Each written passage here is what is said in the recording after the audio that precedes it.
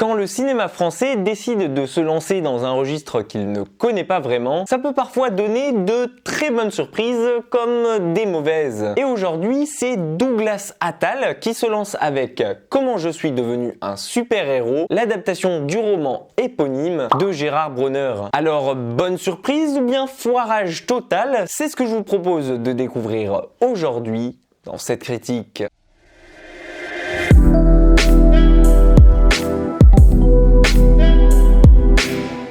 Pio Marmaille, Benoît Poelvoorde, Leila Bekti ou encore Clovis Cornillac, bref, que du beau monde pour le nouveau film fantastique qui débarque sur Netflix aujourd'hui. Dans ce Project Power à la française, sans le casting hollywoodien et les effets spéciaux qui vont avec, vous allez suivre Gary Moreau, un inspecteur de police assez banal qui lui pourtant ne vit pas dans une ville banale du tout. En effet, le Paris qu'il cohabite est peuplé de super-héros ou tout du moins de personnages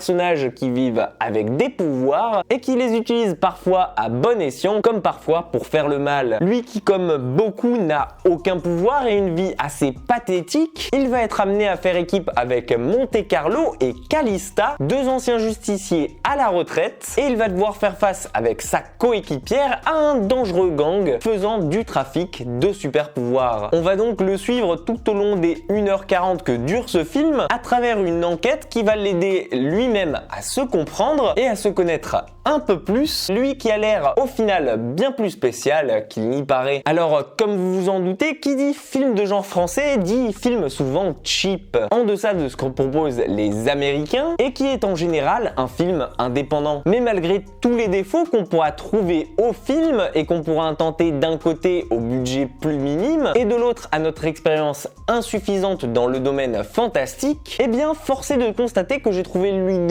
assez intéressante et bien menée pour me donner envie de rester jusqu'à la fin et d'espérer peut-être une suite. Pio Marmaille est plutôt bon, voire même assez convaincant de le rôle titre, et il est très bien entouré, que ce soit par le casting émérite que j'ai cité précédemment, ou bien même par sa coéquipière interprétée par Vimala Ponce et que j'ai l'agréable plaisir de découvrir aujourd'hui dans ce rôle-là. Alors oui, bien entendu, c'est un film français et non, ça ne vaut pas un Marvel. Mais pour savoir l'apprécier, il faudra réussir à le détacher de cette image d'Avengers du pauvre qu'il peut donner au premier coup d'œil. Parce que pour ma part, Comment je suis devenu super-héros a réussi ce qu'il était venu essayer. À savoir qu'il nous propose aujourd'hui un film fantastique, bien sympathique à regarder, qui arrive à mettre en place son propre univers et ses personnages en peu de temps et nous donner envie d'en connaître plus sur eux, chose qu'il fera peut-être s'il a l'occasion d'avoir une suite. C'est un film qui tente quelque chose de nouveau et je pense qu'en France, après avoir souvent grogné contre le manque de ce genre de film, il faut plus le soutenir qu'autre chose. Bien entendu, je ne vous dis pas que le film est transcendant, qu'il a bouleversé les codes, qu'il m'a retourné ou bien laissé sans voix, surtout que Project Power est sorti il y a à peine un an et qu'il fait 10 fois mieux. Mais je pense qu'avec